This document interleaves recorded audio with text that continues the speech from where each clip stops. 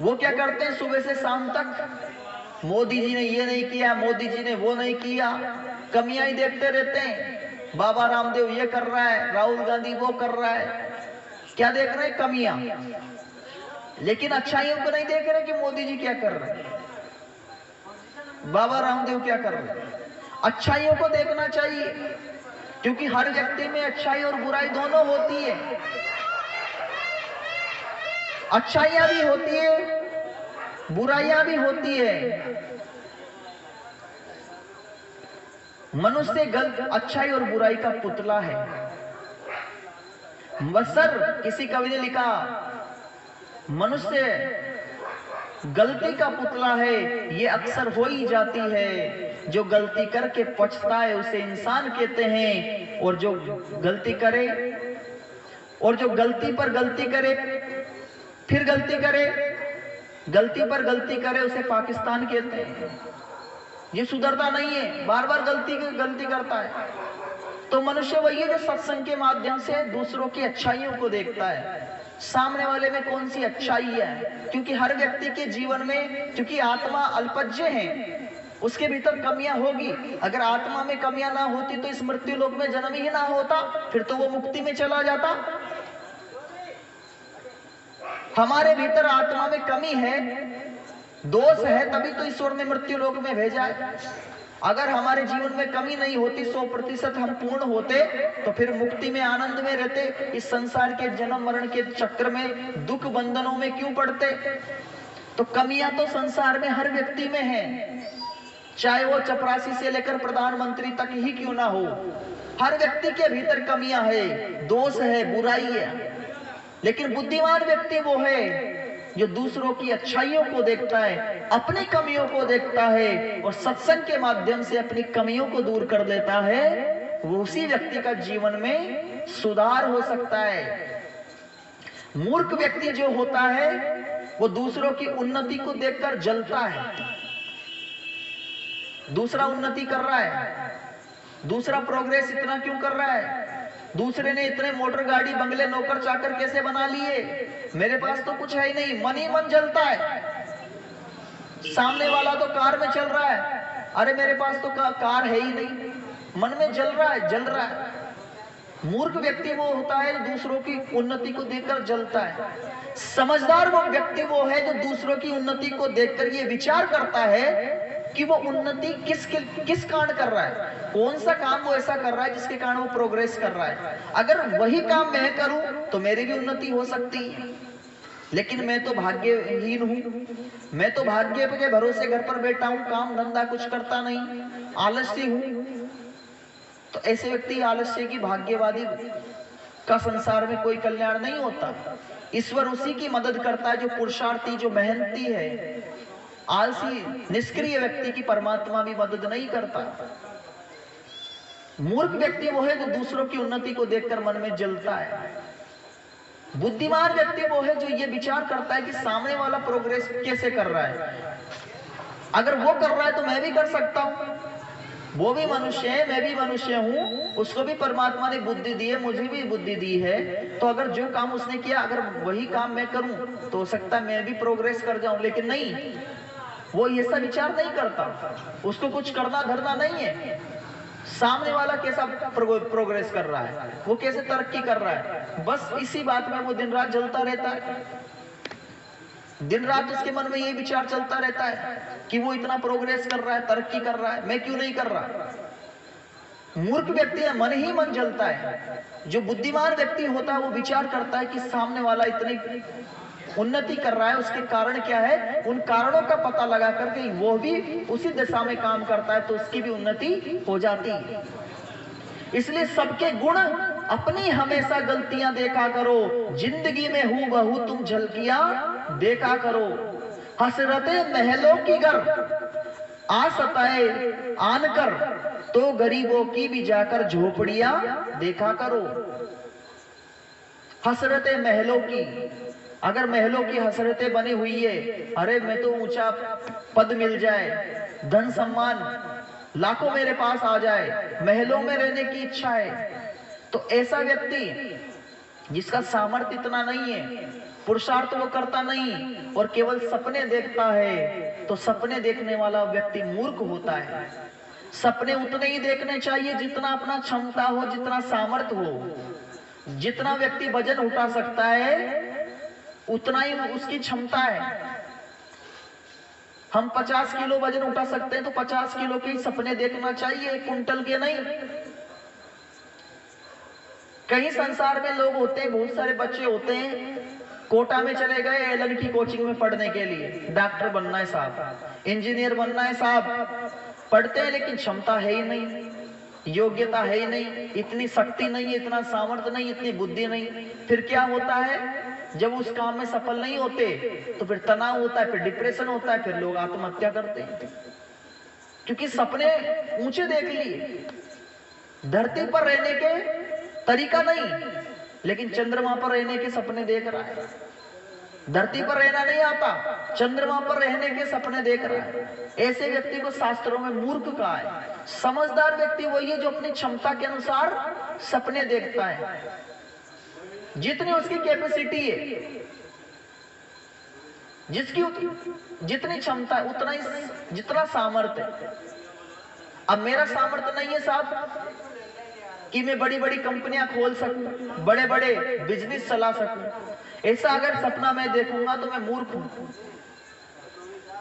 सपने वही देखना चाहिए जो साकार हो सके सामर्थ्य के अनुसार, और फिर मेहनत भी करनी चाहिए। ऐसा नहीं कि अजगर करे ना चाकरी, पंछी करे ना काम, और दास मलुका कह गए सबके दाता राम। ऐसे विचार वालों का उन्नति नहीं हो सकती। परमात्मा कहता पुरुषार्थ कर, मेहनत कर, कर्मण्यवाधिकारस्ते मा फलेषु कदाचने मां कर्म फल हेतुर्भुर्मा ते संतु अस्तु कर्मणि। हे मनुष्य कर्म कर, निष्क्रिय मत हो, आलसी मत बन, पुरुषार्थी बन। पुरुषार्थी मेहनती व्यक्ति का जीवन सफल है। जो व्यक्ति मेहनत ही नहीं करता उस व्यक्ति का जीवन सफल नहीं है। उसका शरीर भी बर्बाद होता है, शरीर भी उसका रोगों का घर बन जाता है, उसकी उन्नति नहीं हो सकती। उन्नति संसार में मेहनती व्यक्ति की होती है, आलसी व्यक्ति की उन्नति नहीं होती। इसलिए कहा सत्संग करो और सत्संग के माध्यम से सही ज्ञान प्राप्त करो, तभी उन्नति संभव है। और यदि सत्संग नहीं किया तो कुसंगति तो आपके जीवन में अपने आप ही आ जाएगी, उसको बुलाने की आवश्यकता, कोई मेहनत नहीं करनी। बुराई आपके जीवन में अपने आप आ जाती है, ठीक उसी तरह जैसे धूल अपने घर में अपने आप आ जाती है। रोज झाड़ू निकालती माताएं बहनें, उस धूल को बाहर निकालती है, जबकि धूल को हम लेकर नहीं गए। तो अच्छाइयों को जीवन में धारण करने के लिए मेहनत करनी पड़ती है सज्जनों। बुराइयों को धारण करने के लिए कोई मेहनत नहीं करनी पड़ती, बुराइयां अपने आप जीवन में आ जाती है। वो बुराइयां मन में बैठ जाती हैं। तो सत्संग करने से क्या होता है, हमारा जो मन है चंचल है वो निर्मल होता है। मन के भीतर जो कुसंस्कार, जो वासनाएं भरी हुई है जन्म जन्मांतरों की, वो वासनाएं धीरे धीरे दूर होने लगती है। सत्संग करने से हमारा मन पवित्र हो जाता है। आज जिन महापुरुषों को हम अपने जीवन में, जिनकी पूजा हम करते हैं, ये जो तेजाजी महाराज थे, तेजाजी महाराज, ये जो तेजाजी महाराज थे वो राजस्थान में एक जिला है नागौर, और नागौर के एक गांव है नागौर जिले में जिनका नाम है खरनाल। खरनाल गांव के रहने वाले थे तेजाजी महाराज। ये जो चबूतरा बेट जिनका बनाया है, नागौर जिला है राजस्थान में, एक गांव है खरनौल, और ये जाट जाति के थे। तेजाजी जाट जाति के थे। इन्होंने ऐसे काम किए उस समय जिनके कारण तेजाजी को मध्य प्रदेश, राजस्थान, हरियाणा आदि क्षेत्रों में इनकी लोक देवता के रूप में लोग पूजा करते हैं। तेजाजी ने क्या किया, उस समय गायों को बचाया।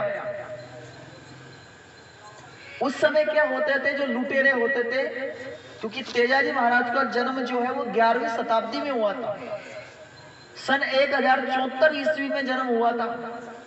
तो आज से लगभग 1000 साल के से भी ज्यादा हो गए तेजाजी महाराज के जन्म को। 1074 ईस्वी में जन्म हुआ था, अभी 2025 चल रहा है। तो तेजाजी महाराज ने क्या किया, गाय की रक्षा की। उस समय क्या होते थे, गांव में जो लुटेरे होते थे, डाकू लुटेरे, वो रातों में गायों को खोल खोल करके ले जाते थे और उनको दूसरे गांव में बेच देते थे। तो तेजाजी महाराज क्या थे, क्षत्रिय योद्धा थे, जाट समुदाय के थे, एक योद्धा थे। तो उन्होंने क्या किया, गायों को बचाया, जाति व्यवस्था का विरोध किया, जाति प्रथा का विरोध किया तेजाजी महाराज ने। और तेजाजी महाराज के जीवन में ऐसा सुनते हैं कि वो वचनबद्धता थे। एक बार जंगल में चले गए, जंगल में उन्होंने सांप को देखा, सांप से डायरेक्ट वो भिड़ गए, सांप से सीधे भिड़ गए। तो सांप एक बार तो बचकर आ गए, लेकिन उन्होंने कहा कि मैं दोबारा आपके पास आऊंगा। दोबारा जंगल में सांप के पास चले गए। तो तेजाजी महाराज ने क्या किया कि उस सांप को अपने मुंह में लेट लिया और उस सांप ने उसके जीभ को काट लिया, जीभ में, तेजाजी महाराज। इसलिए 1103 ईस्वी में सुरासर नाम का एक स्थान है नागौर जिले में, वहां तेजाजी महाराज की मृत्यु हो गई थी 1103 ईस्वी में। तो तेजाजी महाराज की लोग पूजा इसलिए करते हैं क्योंकि वो लोक देवता थे, महान पुरुष थे, अच्छा काम किया। सांपों के प्रति उनकी रुचि ज्यादा थी, सांपों में आसक्त थे और इसलिए सांप के काटने से 1103 ईस्वी में तेजाजी महाराज की मृत्यु हो गई। तो तेजाजी महाराज क्या थे, एक योद्धा थे, एक जाट योद्धा थे। इनका नाम तेजा था। तेजा जी इसलिए लगाते हैं आदर सूचक, आदर के लिए तेजा जी, नाम तेजा था। और ये जाट समुदाय के, जाट जाति के व्यक्ति थे। इनका जन्म जो है वो नागौर जिले में एक गांव है खरनाल, वहां पर हुआ था। और इनका जो विवाह हुआ था वो पेमल नाम की एक महिला से हुआ था, पुष्कर में।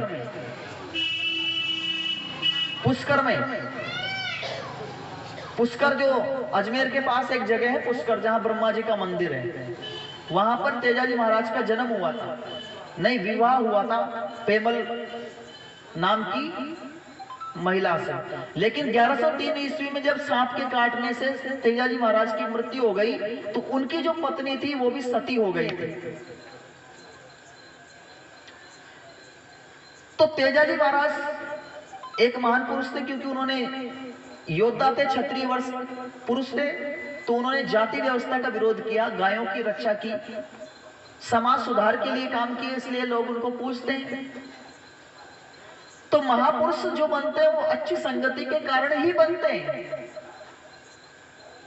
और जब बुरी संगति मिलती है शकुनी जैसों की, तो फिर दुर्योधन जैसे बन जाते हैं। कहते हैं माता धृतराष्ट्र का विवाह माता गांधारी के साथ हुआ। तो जब गांधारी का विवाह हुआ तो गांधारी के साथ दहेज में शकुनी भी आ गया। अब शकुनी का स्वभाव दुष्ट प्रवृत्ति का था, उसका काम था बुरी शिक्षा देना। वो दुर्योधन दुशासन को बुरी शिक्षा देता था, पांडवों के विरुद्ध भड़काता रहता था। कहा कुसंग क्या नहीं करता, अरे मंत्रा ने कुसंग के कारण ही तो भगवान राम को 14 वर्ष का वनवास दिला दिया था। ये मंत्रा का ही तो कुसंग था जो माता कैकेयी के दिमाग पर चढ़ गया। और माता कैकेयी के दिमाग पर इतना चढ़ा कि माता कैकेयी ने राजा दशरथ से 2 वरदान मांग लिए। मंत्रा ने इतना ज्यादा भर दिया उसको कि देखो, जब तुम्हारा राजा दशरथ के साथ विवाह हुआ था, देखो जब देवासुर संग्राम हुआ था, देवासुर संग्राम, तो देवासुर संग्राम में कैकेयी ने महाराज दशरथ की जान बचाई थी। जब महाराज दशरथ की जान देवासुर संग्राम में रथ का पहिया निकल गया था, तो कैकेयी माता ने अपनी उंगली उस रथ के पहिए में डालकर उस रथ को गिरने से बचा लिया। उस समय महाराज दशरथ ने कैकेयी को दो वरदान दिए थे, लेकिन माता कैकेयी ने कहा कि जब समय आएगा मैं वरदान तब मांगूंगी, अभी नहीं मांगूंगी। तो मंत्रा ने भर दिया, कान भर दिए, और कान ऐसे भरे कि जो कैकेयी भगवान राम को अपनी माता, अपनी पुत्र के समान मानती थी। पहले कैकेयी के मन में था कि भगवान राम बने तो बन जाए, कोई दिक्कत नहीं, अपनी संतान है। लेकिन मंत्रा ने, अरे देखो वो कौशल्या का बेटा राम अयोध्या का राजा बन रहा है, और तुम्हारा भरत वो तो नैनीहाल में है, तुम्हारे मामा, तुम्हारे नाना जी के यहाँ। तो भरत उस समय क्या नैनीहाल में थे? भरत भी यहाँ पर नहीं है, शत्रुघ्न भी यहाँ पर नहीं है, और देखो उनकी अनुपस्थिति में राम अयोध्या के राजा बन रहे। मंत्रा ने भर दिया, मंत्रा को इतना भर दिया कि कैकेयी के दिमाग पर नशा चढ़ा। कैकेयी कोप भवन में चली गई। उस समय क्या होते थे, राजा महाराजाओं के यहाँ कोप भवन होते थे। कोप भवन में जब कोई भी कष्ट कलेश दुख होता था, दुखी व्यक्ति होता था, तो उस घर में चला जाता था। उस घर में चला जाता था तो दूसरे लोगों को पता चल जाता था कि वो व्यक्ति कोप भवन में, तो उसके जीवन में कोई कष्ट कलेश दुख है, इसलिए वो वहां पर बैठा है। दशरथ ने बहुत समझाया, महाराज दशरथ ने, लेकिन कैकेयी के दिमाग से मांगी नहीं। कैकेयी ने 2 वर मांग लिए। 2 वर में कह दिया था कि पहले वर में तो मैं अपने बेटे भरत का राज तिलक मांगती हूं, और दूसरे वर में सुनो राम के 14 वर्ष का वनवास मांगती हूं। ये कुसंग का प्रभाव था जो मंत्रा ने कैकेयी के कानों को भर दिया था। इस कुसंग के कारण महाराज दशरथ के प्राण तक चले गए। जब वो भगवान राम वन को जाने लगे तो उनको देखते देखते ही महाराज दशरथ के प्राण निकल गए शरीर से। बहुत समझाया कैकेयी को कि ऐसा पाप कर्म मत कर। जब भरत को सूचना मिली, सज्जनों, भरत नैनीहाल से आए। भरत ने देखा अयोध्या की गलियां सूनी पड़ी हुई है, कहां तो राम का राज तिलक होने वाला था। लेकिन कुसंगति का प्रभाव यह हुआ कि वनवास में 14 वर्ष तक धक्के खाने पड़े। वनवास में 14 वर्षों तक अनेक कष्टों का सामना करना पड़ा। अनेक राक्षस आए, उन राक्षसों को मारा।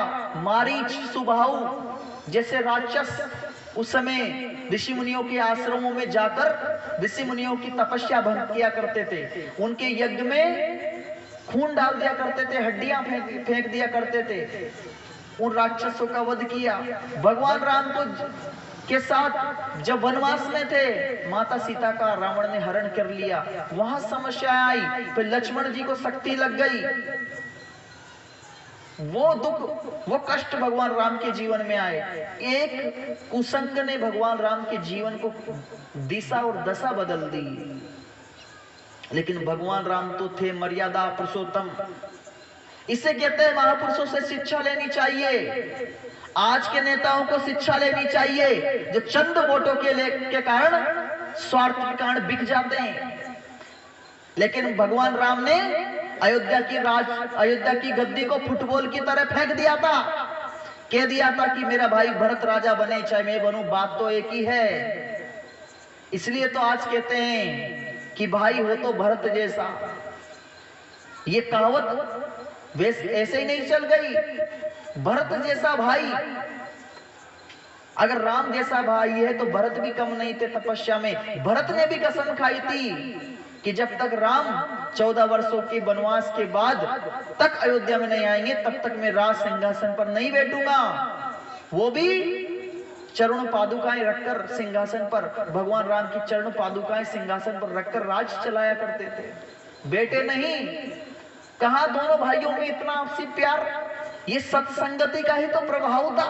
और ये आज दुर्जन जो संगति प्रभाव हो रहा है संसार में, कि आज चंद वोटों के लिए, कुर्सी के लिए लोग आपस में इतने लड़ रहे हैं। भाई के बीच विवाद है जमीन को लेकर, छोटी सी जमीन, छोटे से टुकड़े को लेकर एक दूसरे पर लोग मार रहे हैं, काट रहे हैं, क्योंकि राम को हमने केवल चित्र तक सीमित रखा, उनके जीवन आचरण को जीवन में नहीं अपनाया। अगर जीवन आचरण में अपनाते तो आज देश की ये दुर्दशा नहीं होती जो आज हो रही है। आज भगवान राम के देश में सुबह होते हजारों गायों की गर्दनें काट दी जाती है। आज भगवान राम के देश में मांसाहार बढ़ रहा है, नशा बढ़ रहा है, दुराचार, व्यभिचार इसी देश में बढ़ रहा है। चंद वोटों के लिए नेता आपस में लड़ पड़े हैं, भाई भाई के बीच प्रेम नहीं है। वोट के लिए कोई कुर्सी को छोड़ना ही नहीं चाहता। और कहां भगवान राम जैसे महान आत्मा, महापुरुष, जिन्होंने अयोध्या की गद्दी को फुटबॉल की तरह छोड़ दिया था गद्दी को। ये सत्संगति का प्रभाव था। तो मंत्रा केवल उस जमाने में नहीं, आज भी मंत्रा है, आज भी घर घर में मंत्रा है। कलयुग बेटा मार कुंडली, जाऊं तो मैं कहां जाऊं, अब हर घर में रावण बेटा, इतने राम कहां से लाऊं। अब रावण हर घर में है। मंत्रा कहते हैं कुसंग को। आज हमारे जो परिवार घर बिगड़ रहे हैं, मंत्रा जैसे लोगों के कारण ही बिगड़ रहे हैं। मंत्रा जैसे दुर्जन लोग, दुष्ट प्रवृत्ति के लोग अभी भी संसार में हैं। इनका काम ही है एक दूसरे का घर बिगाड़ना, इनका काम ही है निंदा चुगली करना, इनका काम ही है एक दूसरे को प्रति भड़काना। ये मंत्रा का दुष्प्रभाव था। इसलिए मंत्रा केवल उस समय नहीं, आज भी है। आज भी कुसंग हमारे घरों में प्रवेश कर चुका है। इसलिए सत्संग यदि व्यक्ति को जीवन प्रदान कर सकता है तो कुसंग की न करोति पुरुषाम। कुसंग मनुष्य को क्या से क्या नहीं बना देता, सत्संग मानव बना देता है, तो कुसंग उसी मानव को दानव बना देता है। कुसंग मानव को दानव बना देता है। बड़े बड़े पाप कर्म व्यक्ति कुसंग के कारण कर बैठता है। कुसंग के कारण ही व्यक्ति हत्याएं, अपराध, व्यभिचार, झूठ, छल, कपट, ये सब जितना काम हो रहा है कुसंग के कारण ही तो हो रहा है। क्योंकि सत्संग अब कोई व्यक्ति करता नहीं, बुद्धि दूषित हो चुकी है, मन में कचरा भरा हुआ है। तो ऐसा व्यक्ति को भला सत्संग कैसे पसंद हो? सत्संग पसंद नहीं है आज के व्यक्ति को। जिनको सत्संग पसंद है वो लोग यहाँ बैठे हैं। अगर यहाँ पर कोई नाचने गाने वाला आ जाता तो यहाँ पर लोग मानते नहीं। ये कुसंग का प्रभाव है। ये सत्संग हर कोई व्यक्ति को पसंद नहीं होता। ये उसी को पसंद होता है जिसकी ज्ञान चक्षु खुले हुए हैं, जिसकी बुद्धि के चक्षु खुले हुए हैं, उसी को सत्संग पसंद होता है। हर किसी को पसंद नहीं होता सत्संग। महाभारत में हम देखते हैं दुर्योधन को किसका कुसंग था? शकुनी का कुसंग था। शकुनी ने पांडवों के खिलाफ दुर्योधन को इतना भड़का दिया था कि दुर्योधन इतना अभिमानी हो चुका था, अंधा हो चुका था शकुनी के कुसंग के प्रभाव के कारण, कि संसार में वो किसी को, दूसरों को उससे ज्यादा श्रेष्ठ मानता ही नहीं था। क्योंकि दुर्योधन ने किसकी कुसंगति की थी? शकुनी जैसे मामा की कुसंगति की थी। विदुर जैसे सत्संगी व्यक्ति को दुर्योधन ने अपने राज्य से बाहर निकालकर, वो विदुर जी महाराज बहुत बड़े विद्वान थे, वो कुटिया में रहते थे। और जबकि दुर्योधन दुशासन को जो शिक्षा देने वाले लोग कुसंगी थे वो उनके दरबार में रहते थे। तो जब मूर्खों का बोलबाला होता है तो संसार में पतन ही होता है। इसलिए शास्त्रों में एक बात कह दी, समान व्यसनेषु मैत्री, कहा कि समान विचारधारा वाले लोगों में ही मित्रता संभव होती है। धर्मात्माओं की धर्मात्माओं से ही मित्रता होती है, अधर्मात्माओं की अधर्मात्माओं से मित्रता होती है। कभी भी दुर्जन व्यक्ति की सज्जन व्यक्ति से मित्रता नहीं चल सकती, कभी भी सज्जन व्यक्ति की दुर्जन व्यक्ति से मित्रता नहीं चल सकती। कहा कि समान स्वभाव के व्यक्ति की ही मित्रता होती है। अगर कोई व्यक्ति शराब ही पीता है और दूसरा व्यक्ति भी शराब पीता है तो इन दोनों का स्वभाव एक जैसा है, इनमें आपस में मित्रता जल्दी हो जाएगी। एक व्यक्ति भी झूठ बोलता है, दूसरा भी झूठ बोलता है, तो दोनों झूठे व्यक्ति की मित्रता हो जाएगी, क्योंकि दोनों का जो स्वभाव है वो एक जैसा ही है। तो स्वभाव के कारण व्यक्ति की अगर अच्छे संस्कार है, अच्छे स्वभाव है, तो अच्छे लोगों से मित्रता होगी। तो कहा स्वभाव के कारण ही अच्छे और बुरे लोगों से मित्रता संभव होती है। इसलिए स्वभाव को पवित्र बनाना चाहिए। जब तक हमारा स्वभाव अच्छा नहीं होगा, क्योंकि भले बुरे की रूप रंग से होती है पहचान, नहीं जाने ये इंसान नहीं। भले बुरे व्यक्ति की पहचान रूप रंग से नहीं होती।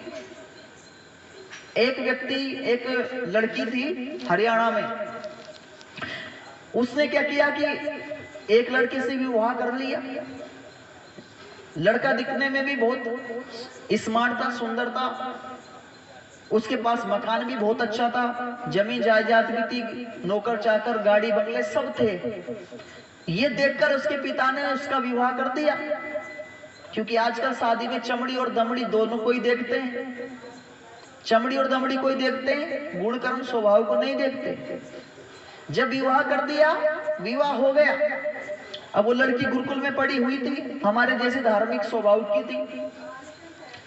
अब वो लड़का दिखने में तो सुंदर था, लेकिन दुष्ट स्वभाव का था। डेली वो शराब पीता था, डेली मांस खाता था, डेली घर पर आकर लड़ाई झगड़े करना। क्योंकि कुसंग जो दुर्व्यसन होते हैं वो मनुष्य की बुद्धि को इतना बिगाड़ देते हैं कि मनुष्य मानव से दानव बन जाता है। संसार में जितने भी अपराध व्यक्ति करते हैं उनके पीछे नशा एक कारण है।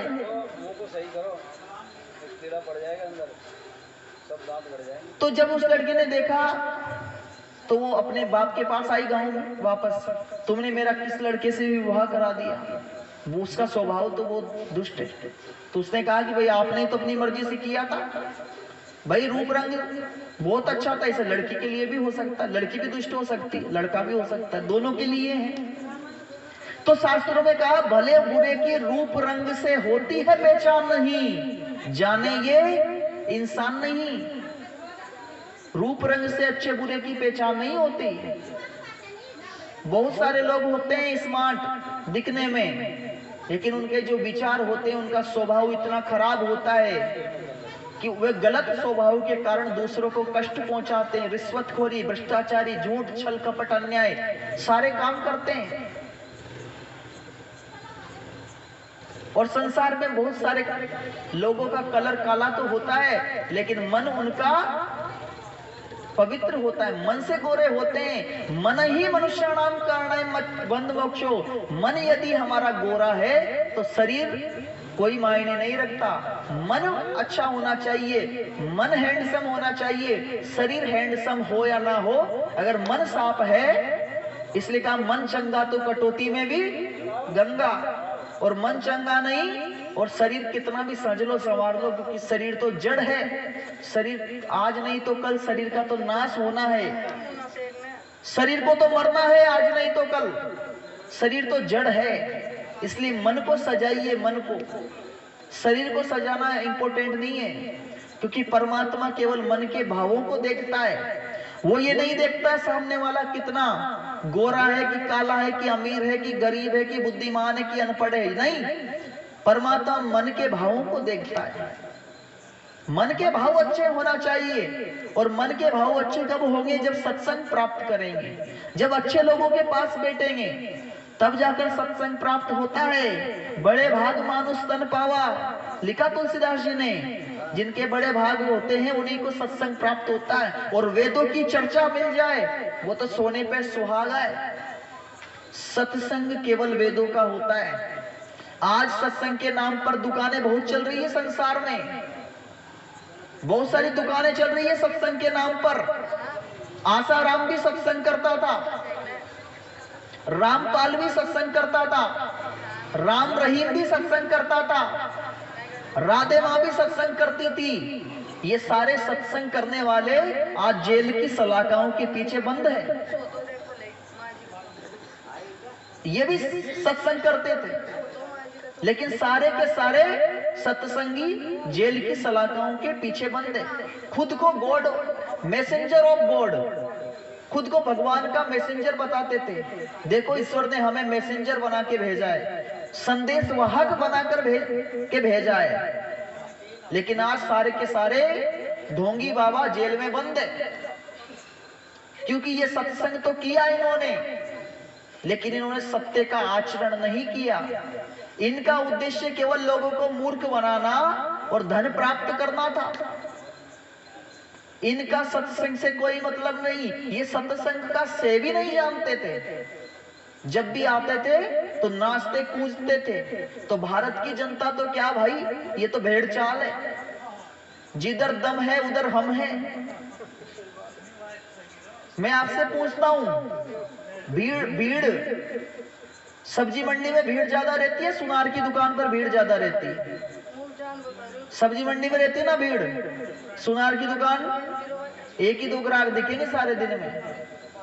तो ये इन्होंने क्या सब्जी मंडी की तरह दुकानें सजा रखी थी। और महिलाएं तो इतनी पागल हो चुकी थी, इतनी पागल हो चुकी थी कि धन धन सतगुरु तेरा ही आसरा, तू ही पियर तू ही सासरा। फिर सिरसा में गई, सिरसा में पति की सेवा नहीं करती, घर पे पति को गाली देती है, लेकिन वहां जाकर गुरु के चरण दबा रही है। सोई में भी ऐसे बहुत सारी महिलाएं थी जो जाती थी, अभी भी जा रही है, क्योंकि ज्ञान चक्षु नहीं खुले। घर पर झगड़ा करती है और वहां गुरु सेवा कर रही है। ऐसे लोग सत्संगी नहीं होते, ये बगुला भक्त होते हैं। बगुला भक्त, बगुला भक्त होते हैं ना। बगुला, बगुला दिखने में तो सफेद होता है बाहर से, लेकिन मन तो उसका काला होता है। मन में तो केवल मछली को खाता रहता सारे दिन, लेकिन दिखने में तो सफेद ऐसे ही होते हैं। ऐसे ही आजकल के नेता है, बाहर से तो इतने पवित्र है कि इनसे बड़ा धर्मात्मा संसार में कोई है ही नहीं, लेकिन इनके कर्मों को देखो, इनके आचरण को देखो, तो संसार में इससे ज्यादा दूषित व्यक्ति कोई है ही नहीं। लेकिन जब अपूज्य पूज्य जाए देश में विद्वानों का मान गया, जब संसार में विद्वानों की पूजा नहीं हुई, मूर्खों की पूजा हुई, उसी का दुष्परिणाम है जो भारत का आज पतन हो रहा है, जो संस्कृति का पतन हो रहा है, जो भारत का ढांचा बिगड़ गया ना समाज का, ये मूर्खों के कारण ही है। क्योंकि देश में विद्वानों का शासन नहीं है, मूर्खों का शासन है। और ये लोकतंत्र जो शासन प्रणाली है, ये तो मूर्खों की शासन प्रणाली है। कोई व्यक्ति जीवन में स्कूल कभी नहीं गया हो, वो व्यक्ति प्रधानमंत्री बन सकता है। जिसने जीवन में अनाराम एबीसीडी नहीं पढ़ी हो, उसको राष्ट्रपति बना दो। जिसने कुछ नहीं पढ़ा हो, जिसका जीवन कितना ही खराब हो, उसको बना दो शिक्षा मंत्री। मूर्खों का शासन है। सुकरात ने एक बात कही थी कि ये लोकतंत्र मूर्खों का शासन है, इसमें मूर्ख कोई योग्यता नहीं। नेता कैसा भी हो, नेता बन जाता है, आचरण चरित्र कैसा भी हो उसका, उससे मतलब नहीं है, नेता बन गया। तो ये कुसंग का प्रभाव, ये सत्संग नहीं है सज्जनों। ये ज्ञान चक्षु खोल लो। ये आसाराम, रामपल, राम रहीम, ये ढोंगी, ये सत्संग नहीं करते थे। ये सत्संग के नाम पर जनता को लूटते थे। इनका पूरा का पूरा आधार ही पाप पर आधारित था। और जब पाप का घड़ा फूटा तो आज सारे के सारे जेल के अंदर बंद है। पाप भर गए इनके, क्योंकि ये आत्मा को नहीं जानते, ये परमात्मा को नहीं जानते। इन्होंने कभी वेदों, दर्शन, उपनिषद, शास्त्रों को पढ़ा नहीं। केवल जनता को मूर्ख बनाते देते हैं। जनता भेड़ चाल है, एक भेड़ जाती है उसके पीछे सारी भेड़ चल पड़ती है। इनके पास कोई ज्ञान का आधार ही नहीं है। अगर इनको सत्य ज्ञान होता तो ये आज संसार का भला कर सकते थे। मैंने कल बताया था, सत्संग करने से मन पवित्र होता है, अंतःकरण पवित्र होता है। परमात्मा का भक्त वही है जिसने अपने मन को जीत लिया है, और जिसने अपने मन को जीत लिया है उसने अपने इंद्रियों को अपने आप जीत लिया, क्योंकि मन इंद्रियों का राजा है। तो इनका तो अपने शरीर पर ही नियंत्रण नहीं था। इन्होंने तो अपने शरीर को ही नहीं जीत पाए, संसार को क्या खाक जीतेंगे। सारी दुनिया को वश में तू करने चला, एक गागर में सागर को भरने चला। सारी दुनिया भला तू जीतेगा क्या, सारी दुनिया भला तू जीतेगा क्या रे, तेरा मन ही पथिक तुझे जीत गया, मन ही पथिक तुझे जीत गया रे, तेरा जीवन सारा बीत गया, तेरा जीवन सारा बीत गया। खुद से मनाया नहीं मीत गया, तेरा जीवन सारा बीत गया, तेरा जीवन सारा बीत गया। सारा जीवन बीत गया। बचपन से जवानी चली गई, जवानी से बूढ़ापा आ गया, लेकिन व्यक्ति संसार को जीत पाया, लेकिन अपने मन को ही नहीं जीत पाया। संसार को जीतने की सोच रहा है, मन को नहीं जीत पाया। मन उसको नचा रहा है, व्यक्ति नाच रहा है। मन कह रहा है नशा कर, मन कह रहा है नशा कर, व्यक्ति कर रहा है। मन कह रहा है चोरी कर, मन कर रहा है। मन कह रहा है डाका डाल, लूट मार कर, झूठ छल कपट अन्याय कर, मन कर रहा है। क्यों कर रहा है? क्योंकि मन पर नियंत्रण नहीं है। मन पर नियंत्रण क्यों नहीं है? क्योंकि सत्संग नहीं करते। संसार के राग द्वेष निंदा चुगली छल कपट मोह ने इतना हमारे मन को दूषित कर दिया कि अब बुद्धि इतनी दूषित होगी लोगों की, अब लोग सही बात को सुनना नहीं चाहते। बुद्धि इतनी खराब हो चुकी है कि लोगों से सही कहो तो उल्टा मानते हैं। इसलिए चाणक्य महाराज ने कभी एक बात कही थी, विनाश काले विपरीत बुद्धि। जिस व्यक्ति का विनाश होने का समय नजदीक आता है उसकी बुद्धि विपरीत हो जाती है। जैसे रावण की बहुत समझाया विभीषण ने, नहीं मानी। दुर्योधन को भगवान कृष्ण ने खुद समझाया। हस्तिनापुर गए, भगवान कृष्ण ने कहा दुर्योधन से कि महाभारत का युद्ध मत चाह, इससे विनाश हो जाएगा, कौरव पांडव वंश नष्ट हो जाएंगे, हजारों लोग इसमें मारे जाएंगे। लेकिन अभिमान हो गया था दुर्योधन को, मेरे समान संसार में कौन है। भगवान कृष्ण ने कहा कि हस्तिनापुर का राज्य इतना बड़ा है, चक्रवर्ती राज्य, समस्त भूमंडल इसके अंदर में आता है। 5 ही गांव दे दो, 5 ही गांव दे दो इनको, पांडवों को 5 भाई है, युधिष्ठिर भीम अर्जुन नकुल सहदेव, 5 भाइयों को एक गांव दे दो, या के गांव में गुजारा बस्ता कर लेंगे। लेकिन उसने कह दिया था दुर्योधन ने, 5 गांव तो छोड़ो, मैं तो सुई की नोक की बराबर जमीन नहीं दूंगा।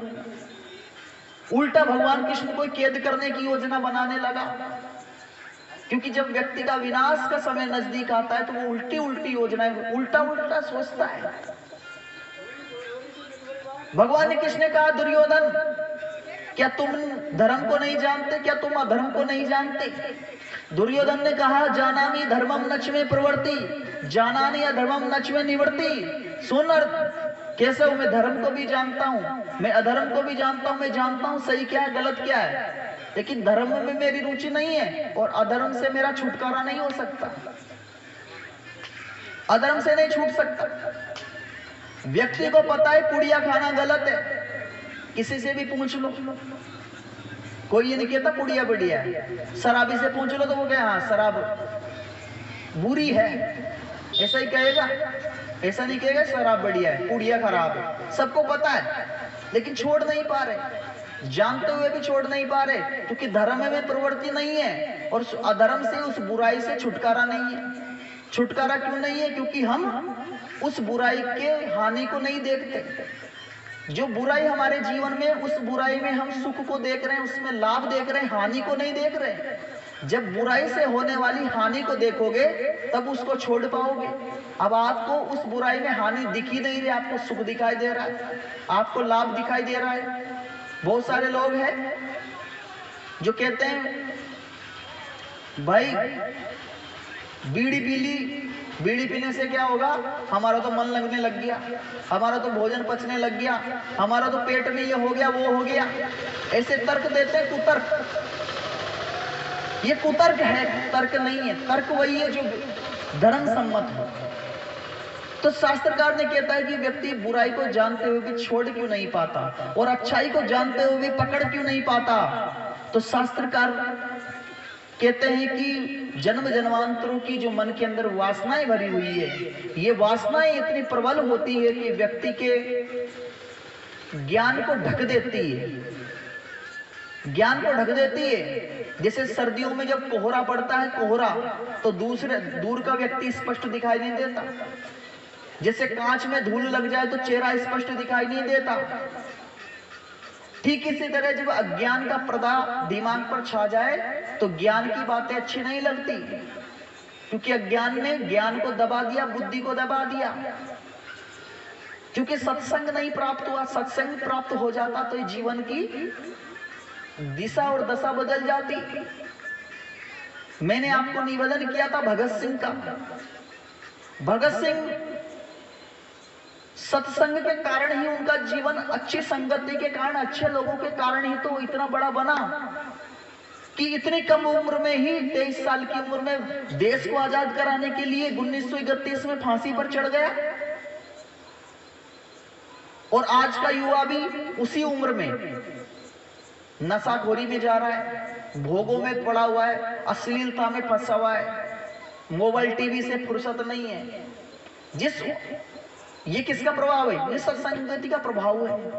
भगत सिंह को अपने मां विद्यावती से, अपने पिता सरदार किशन सिंह से, अपने चाचा अजीत सिंह से बचपन से ऐसे संस्कार मिले थे। सज्जनों, कहते हैं पूत के लक्षण पालने में दिख जाते हैं, होनहार बिरवान के होत चिकने पात कहे जग सारा। पूत के लक्षण पालने में दिख जाते हैं, होनहार बच्चों के लक्षण बचपन ही चले जाते हैं। बचपन में भगत सिंह जब छोटे थे तो वह एक बार अपने चाचा अजीत सिंह के साथ खेतों में गए। खेत में उनके चाचा गन्ना की फसल बो रहे थे। भगत सिंह ने हंसी में कह दिया कि गन्ने की फसल को क्यों बो रहे हो, इसमें बंदूक की फसल बोओ ना। भगत सिंह के चाचा का दिमाग खिसक गया, भैया इतना छोटा बच्चा बंदूक को क्या करेगा। चाचा अजीत सिंह ने पूछा, आप क्या करोगे इसका? तो कहा कि बड़ा होकर इन्हीं बंदूकों से तो अंग्रेजों को मारूंगा, अंग्रेजों को देश छोड़कर विवश करूंगा। वही बचपन के संस्कार जो थे, देशभक्ति के संस्कार, वो इतने प्रबल हुए कि भगत सिंह ने 1928 में जब लाहौर के अंदर अंग्रेज सेनापति सैंडर्स ने लाला लाजपत राय की हत्या कर दी थी लाठीचार्ज के द्वारा। सैंडर्स ने लाला लाजपत राय, उस समय के बहुत बड़े क्रांतिकारी होते थे। जो लोग पढ़े लिखे वो मेरी बात को समझ रहे हैं। लाला लाजपत राय क्रांतिकारियों के गुरु थे। और ये क्या, उस समय जो एक काला कानून आया था उसका साइमन कमीशन का विरोध कर रहे थे शांतिपूर्ण तरीके से लाहौर में। उस समय पाकिस्तान भारत का हिस्सा हुआ करता था। पाकिस्तान तो 1947 में अलग हुआ, पहले तो भारत का हिस्सा था। तो सैंडर्स की हत्या कर दी। भगत सिंह ने कसम खा ली उसी दिन कि जिन्होंने भी लाला लाजपत राय की हत्या की है, सैंडर्स को मैं एक ना एक दिन मारूंगा। तो बटुकेश्वर दत्त और भगत सिंह ने सैंडर्स की हत्या की, मार दिया उसको। लाला लाजपत राय की मौत का बदला ले लिया। 1929 में दिल्ली में जो वर्तमान की संसद भवन है, उस समय इसका नाम सेंट्रल असेंबली हुआ करता था। इसमें भगत सिंह ने बम फेंक दिया। वो चाहते तो बम फेंक कर भाग सकते थे, लेकिन अंग्रेजों को जगाना चाहते थे कि अंग्रेजों जागो, अब भारत का युवा जाग चुका है, भारत की जनता जाग चुकी है, तुमको आज नहीं तो कल देश छोड़कर जाना पड़ेगा। ये अच्छी संगति का ही तो प्रभाव था। जब भगत सिंह को फांसी दी गई, तो आजकल के अगर व्यक्ति को फांसी का नाम ले दे कि आज फांसी, तुझे 1 महीने बाद फांसी होगी, तो उसके बाल काले से सफेद पड़ जाते हैं, चेहरा मुरझा जाता है। लेकिन भगत सिंह ऐसा नौजवान था जिसको फांसी देने से पहले उसके वजन को तोला गया, और फांसी देने के बाद वजन को तोला गया तो उसका वजन बढ़ गया था, वजन बढ़ गया था। ये किसका प्रभाव है? ये अच्छी संगति का प्रभाव है। भगत सिंह की मां विद्यावती ने कहा कि भगत सिंह विवाह कर ले, वो चाहते तो शादी करते, गृहस्थी बचाते, मौज मस्ती करते, लेकिन भगत सिंह ने कहा नहीं, आजादी ही मेरी दुल्हन है, आजादी ही मेरी दुल्हन है। हे मां, देश को आजाद कराना। ये जो देशभक्त आजाद थे, चंद्रशेखर आजाद, भगत सिंह, सुखदेव, राजगुरु, बटुकेश्वर दत्त, ऐसे 7,32,000 लोगों ने भारत में अपनी जान की कुर्बानी देकर के देश को आजाद कराया था।